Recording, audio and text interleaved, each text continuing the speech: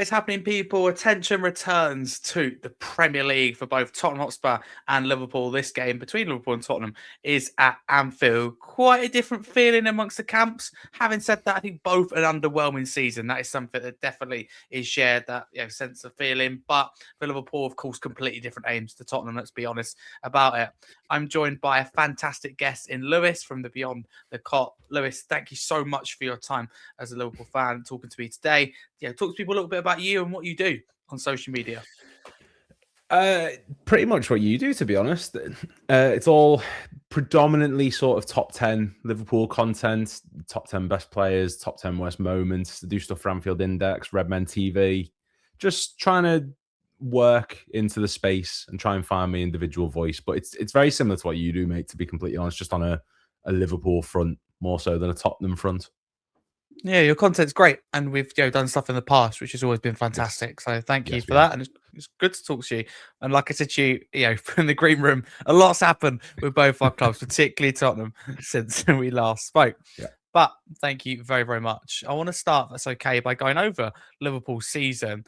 I'm sure it's fair to say, tell me if you disagree, it's not what you expected or would have hoped for. But how do you view it now? Do you think you got back on track in 2026? No, I think honestly, there's been a bit of not a regression. It's been slightly better, but I've said so a few weeks ago. This season for us feels very much 2 steps forward, 1 step back. You beat Qarabag, you beat Newcastle, you get beat by City. You beat Sunderland away from home, clean sheet. You smash Brighton 3-0 in the FA Cup. You then have that performance against Forest, and now we've lost to Wolves in the league, lost to Galatasaray away in the Champions League. It feels as though we've not stagnated, but there's just no sort of signs of progression. And I did a thing on Zach Jalab's channel, like at the very beginning of the season, before the transfer window had ended. And I remember saying, look, we are going to win the league. I'm confident in that. We're going to win number 21. This is not where we expected to be. But maybe we were setting our hopes and dreams a bit too high going into the window, given the amount of change, the players we'd lost, both in terms of transfers and in terms of tragic events. And, maybe we should have lowered our standards just a little bit. But, with the business we did, the players we signed, the expectations were always going to be high, and it just hasn't quite matched that level that we thought it would. Yeah, and I can understand why you thought that. A lot of people would look at that and go, oh, it's entitled you, blah, blah, blah, or whatever, to think you'd win the league. But you walked the title last year, and the money you sent, as you said, in particular, the profile of players. I mean, I know they haven't worked out for different reasons, but the likes of Isak, for example, is a huge name. Verts, I mean, you'll be able to tell me more, but looks a lot better now, looks to really got settled in the Premier League. But these are big names for big money, particularly Verts as well. So I think there's nothing wrong with sitting there going, oh, we should have, we thought we'd be in a better position. We thought we'd be winning the league, competing for the league, because it was so easy last year, and you went big, whereas you didn't the season you won the title. That's just typical, though, isn't it? You sign hardly anybody and storm it, and then you sign everybody to what looks like a fantastic team, and then all of a sudden, boom, we've fallen off a cliff. Well, we did that the season 2019-20 when we won the league. That summer before, so we won the Champions League in 2019, going into 19-20, and that summer all we signed was Adrian on a free, backup keeper, Harvey Elliott, Sepp Vandenberg, and Andy Lonergan, who never played for us. And we went on and won the league. It's so typical Liverpool that we go out and have this massive rebuild of a window, and that's when things start to capitulate. But we can then have a window where we sign no one. We can sign Federico Chiesa and Mamadashvili, who only joined this summer, and we go and walk the league. And I think what you said there, we ran away with the league last season. With the benefit of hindsight, with everything that's going on now, I think it was more a case of other teams let themselves down more so than it was that we blew the league away. Don't get me wrong, we were brilliant. We beat City twice. We dominated pretty much every team we played, bar Fulham away, bar Forest at home. There was a few odd results here and there, but we were brilliant. But I think that if it had been a full-strength City, if it had been a full-strength, not even a full-strength Arsenal, but just, a full-strength City, would we have done it? I'm not 100% convinced. I think it was just the league. We caught the league at a good time. City had no Rodri. Arsenal were still sort of floundering in terms of their attack, and they were drawing a lot of games. And we were just a sort of not a lucky byproduct because we had to work hard for it, but we just caught the league at an opportune time. And I think for Slot, who only 2 managers in our entire history have ever won the league in their first season, that's Joe Fagan and Kenny Dalglish, and that was back-to-back managers. Slot's come in, won the league, so the standard, the expectations is immediately so high. But realistically, the odds of us doing it back-to-back when we've never done that in the Premier League. We haven't done that since Paisley's era, maybe like the 80s. So it's been a long time. It was a lot of pressure on him to do it back to back. Absolutely. Thank you for that. And Lewis, you mentioned there as well, Arne Slot. He was a guy, I wouldn't say under loads of pressure, but there's conversations about his future not too long ago. I mean, I could be wrong, could be living under a rock. I haven't seen those conversations happen of late. Is it a case of just brush that aside, deal with it in the summer, head down, focus, strong end to the season? Or do you think genuinely he's saved his job? And because you said they've only got a tiny bit better, if at all, in 2026. So yeah, I want to know where you stand on the manager, because ultimately you spend that money, even if though you've won the title, there's going to be pressure on you. Yeah. So there was a report from David Ornstein, I think it was yesterday, where essentially the club have said, look, we're back in Slot no matter what. We're going to get to the summer, see what's what. I think at the moment, there has never been a more toxic time for him in terms of how fans are viewing him. Like, it's one thing going away to Barcelona like we did in 2019, losing 3-0 and then relying on Anfield in the semi-finals to get you over it with the magic of the stadium. It's another thing losing away to Galatasaray in the round of 16 and already relying on Anfield to bail us out. It's one thing beating Arsenal 1-0 because of a Szoboszlai wonder free kick, but then we're losing 3-0 to Forest, we're losing to Palace, we're losing to PSV, losing to Galatasaray, losing to Wolves, bottom of the table Wolves. It's not good enough. And I go back and forth on Slot. Like, one hand, I understand that he needs time. He's a project manager. He isn't someone who was meant to come in and immediately hit the ground running. It's going to take a lot of time, and it is going to be a couple years long, and I want it to work. But then on the flip side of it, I'm just not seeing any signs of progression. We're stagnant in attack. We're so devoid of confidence. There was a clip against Galatasaray the other day where we won the ball back, and I'm not going to do the Klopp comparisons because it's like comparing Hodgson to Shankly. It's unfair. But the minute we win the ball back, there's 4 or 5 players stood there and they all look scared. No one wants to attack. No one wants to pressure. No one wants to push forward. And if they do, there's just no structure to it. So I want it to work. But unless Slot shows signs of progression and signs that he's moving things in the right direction, I honestly think the rate he's going, I wouldn't be surprised if he was sacked in the summer. But I can also see why the club would give him a few more months like we did with Rodgers in 15-16 to try and correct it. And if it doesn't work, see where we go from there.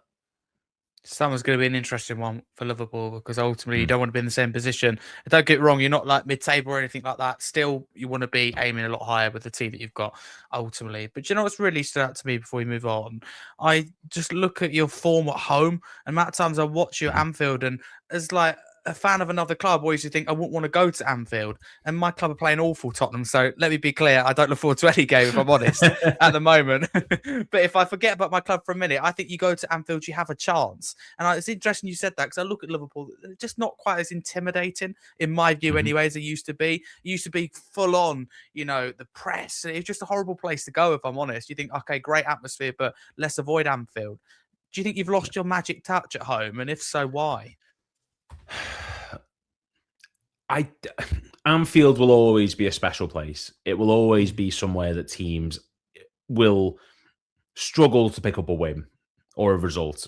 I think that this season, it's just the way that we're playing and the multitude of chopping and changing at the back. We've had both our right backs have been injured at points. Bradley's out for a long time. It's taken time to get Kerkez to settle in. Konate's been in bad form. I think teams that are coming to Anfield at the minute are just catching us at a very opportunistic time. But it's not the fortress it was under Klopp. It's not where we went on like that 380 something day unbeaten run and we won like 34 of our 35 matches. It's not that.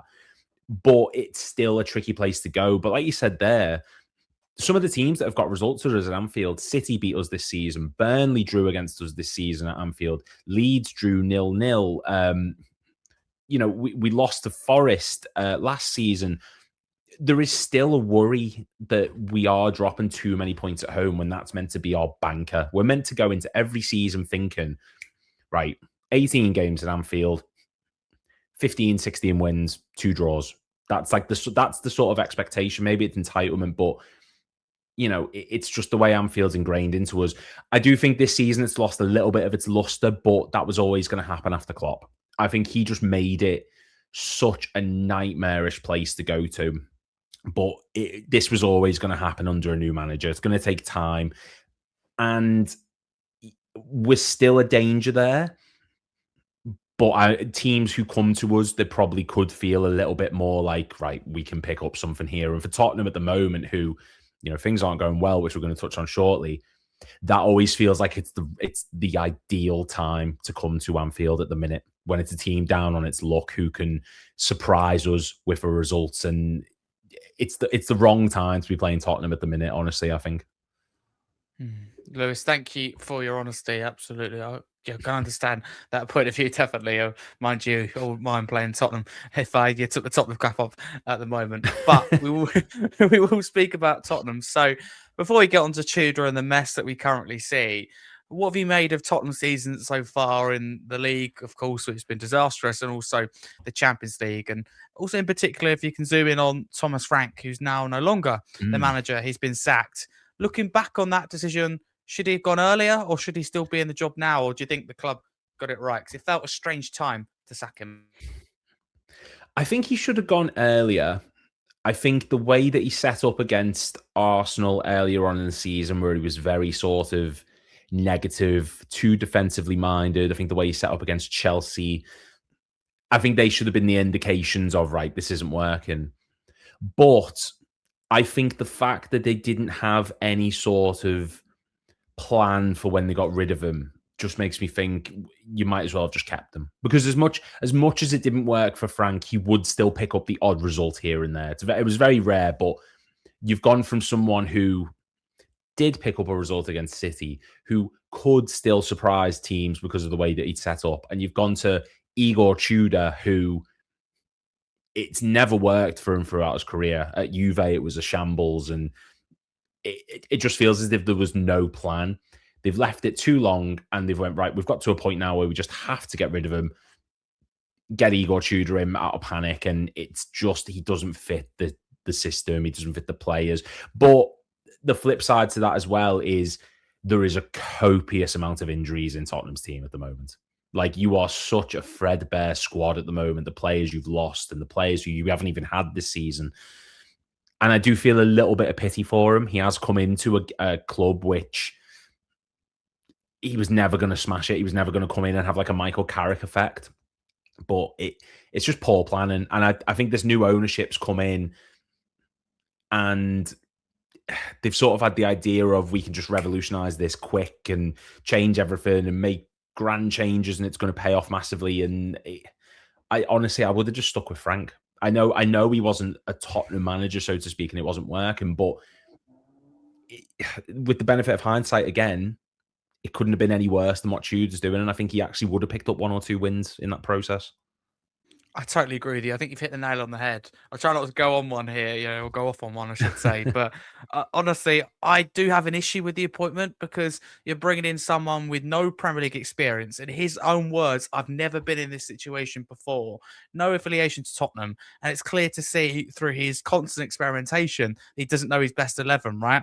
That's something you just pre-seasons for, or the first 1, 2, 3 games max at the start of the season. We're in a situation now where we need to be united together, heads down, and have a clear goal.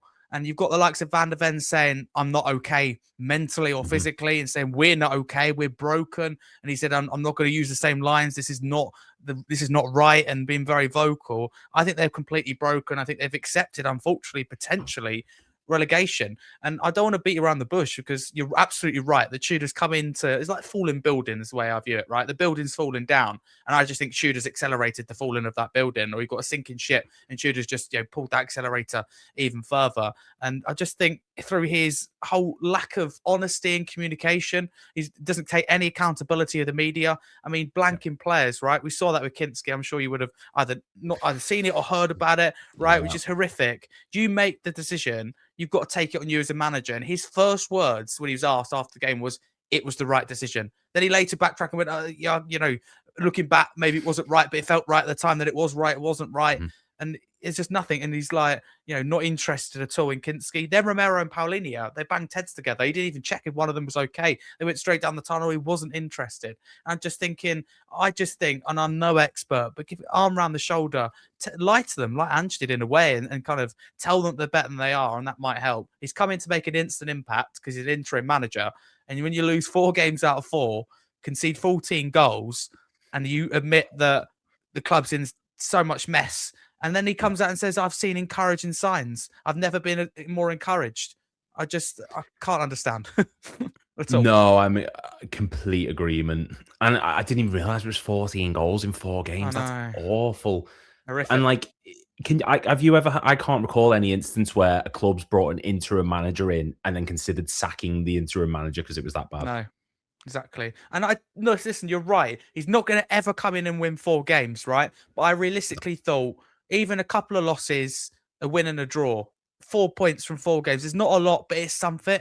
To get 0 from 4 games. It's not only that, right? If we lose by 1 goal, right? I understand, but every game we've looked awful and we don't deserve anything out of. And people go, "Yeah, but the slips," or "Yeah, but we drew the second half." But there's no foundation for me for that argument to stand on. Atletico blew us away inside 14 minutes. They probably felt sorry for us, if anything, and eased off. We were honestly awful. That's the thing. And you don't give Kinski his debut really in the Champions League away from home as well. It's such a bold thing to do, and then not stand by your decision. I just think the squad, they need someone to go, "Come on, you can do this. Come on, I think Ange personally just told them that they were great or they could be great, and they are like, I'd be going there saying you're European champions. I think Tudor's gone in and shouted at people. He's all about discipline and stuff like that. I just don't think it's helpful. Don't think it's helpful at all. No. What would you do though? What do you think Tottenham should do? Because you're right that it's be like such a unique situation if he does go, but I can see this only getting worse. I don't know what Tudor's saying. I trust that he will know more than me and trust to know more than us fans in general because he works with the team in training. But he's has so much time to prepare for these games, and we look worse with the more time to prepare. I don't see this is such a. I don't know what Tottenham do at this point. I don't think you will go down. Personally, I think if any of the 3 teams between you, Forest, and West Ham are to go down, I think it'll be West Ham. Personally, but at least they've got a fight about them. They look together, don't they? Yeah, that's my issue. I've tried being positive, and up until last week, I've gone, "Do you know what? We actually could." Yeah, see, this is I think I'm driven by the fact that it's top. Like, you're not going to see a massive team like Tottenham go down. You're not going to see that happen, but you could. But I don't know what they do, because the thing is, personally, I'd get rid of Tudor. I understand that he's meant to just be an interim boss, but your interim boss is meant to put out the fires until your new one comes in. And we saw when Ralph Rangnick came in to United, or went into United, not came in even. And he said himself, he was like, the club needs open heart surgery, but at least he was still picking up the odd result here and there. Tudor's come in, and there's no sort of strategy, and he's not had an easy go of it in the first few matches. Playing Arsenal in your first game is always going to be hard. You've had Atletico Madrid, but at the moment you need someone to encourage the players. You need someone who's going to say, right, you need to be up for the fight. A relegation battle isn't won on tactics. A relegation battle is won on desire and heart and wanting to stay up. And you have to be, like you said there perfectly, you have to be up for the fight. You have to be willing to scrap every single result and scrape every single point. And Tottenham at the moment don't need someone who's going to come in like a Slot, for example, and say, right, you're going to play this way, this way, this way. This is how we're going to get points. You need a Klopp. You need a motivator. You need someone who could take any of the worst players and go, right, you are going to save us in this club. Tudor is not that person. But the people who are being linked to the club, Ryan Mason, a Tottenham alumni, obviously, he's been there before, but is he the man to do it? No, I don't think so. Is there anyone else you could appoint on an interim basis? No, I don't really think so. Sean Dyche was getting linked. Maybe he could do it, but it's a mess. The fact that in a couple of years you've gone from Mourinho Conte, Pochettino to now Igor Tudor, Sean Dyche, Ryan Mason, De Zerbi being the top options. And I honestly don't know what Tottenham do at this point. It's going to take so much more than, a couple of transfers or a new manager coming in to fix everything. So Tottenham do take on Liverpool at Anfield this weekend. I totally agree with you that it's a tough game for Liverpool in terms of Tottenham just have to get results. Tudor knows that it's basically now or never, really, international break approaching as well. But we look very vulnerable off the back of Atletico. And after you look at that and go, how are you going to respond? Tottenham haven't responded to any setback, and I mean any, this season. So how do you feel ahead of the game? Are you confident? No, really not. Because these matches are the ones that we have slipped up on the most this season. Like if you look at the ones where we've dropped points, we've drew twice to Leeds, we drew to Burnley, we lost to Forest, we lost to Wolves. Like that lower portion of the table is the times where we always, like even yourself this season, you went down to 9 men against us and we just about scraped the 2-1 win. Like it would just, there's nothing when we come down to the lower teams. And I think because you've got so few players at the minute, Tottenham are probably going to sit a bit deeper. They're not going to give us many options going forward. They're going to try and restrict us more so than actually play against us. But having said that, though, and I've said this a few times statement-wise, I think Liverpool and Tottenham games are the best games in the Premier League. They are always the most exciting games. Like I genuinely, it's my favourite fixture every season. And there's so many examples of it being a brilliant one. And so I wouldn't be surprised if this was a basketball game. I wouldn't be surprised if there were people getting sent off. The best thing we can do, I think, is make this game scrappy. Because Tudor has shown, there's a lack of fight in Tottenham. The best thing we can do is make this game physical, is outrun you, outwork you, because that will benefit more of us. If we try and break you down, if we try and play the way we've been doing it recently, I think we will struggle more. But I'm still not confident just because of all the evidence we've seen this season that we tend to drop points against teams in these sort of relegation battles. 100%. I think that's normal to think like that as well, and just have that kind of mindset, don't you? All of a sudden, I think Chelsea's a really good example that they just, when they face a small team at home, it's probably a mentality thing now. They just go, "Hang on, we're not going to win this, or we could slip up for sure." Yeah.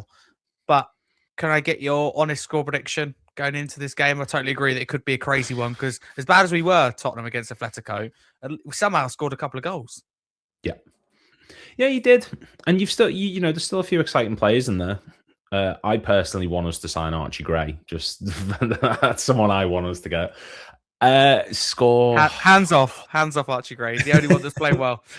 I'll have him or I'll have Bergvall, one or the other. Oh no. Score, do I think? It's so weird with Liverpool Tottenham games. No, you can keep him. He's no. He's not coming anywhere near. I think he'd get chased out the city before he played. I think he would. Oh, it's so weird when we play Tottenham because it could literally be anything. I think 3-1 to us. I think we will still pick up a result, but we are definitely going to concede. Like it's just, we will concede a goal at some point in this match. But I think 3-1 is probably a fair assessment. Definitely. Do you know what? I agree with you on crazy game. I'm not going to go for a crazy score prediction. I look at your defense at the moment. I think he's struggling a little bit. Fullbacks in particular, and even Konate. I think this is going to be so many goals. I'm going to go with 5-3 to you. I think you're so much better.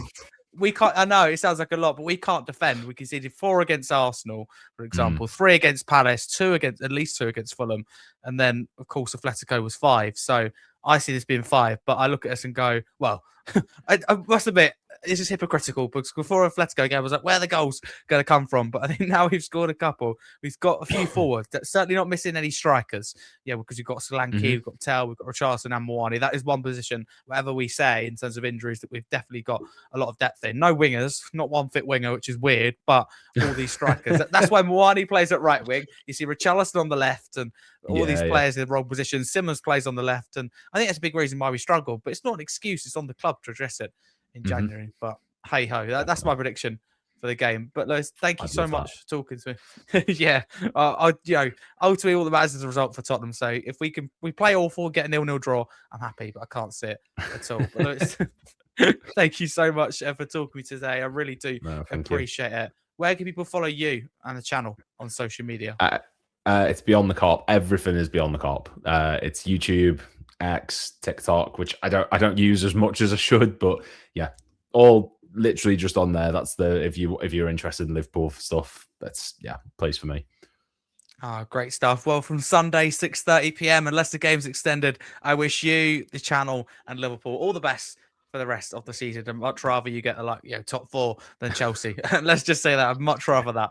But thank you very, very much, and appreciate everyone who listened. I hope you enjoyed this episode, and come on, you Spurs.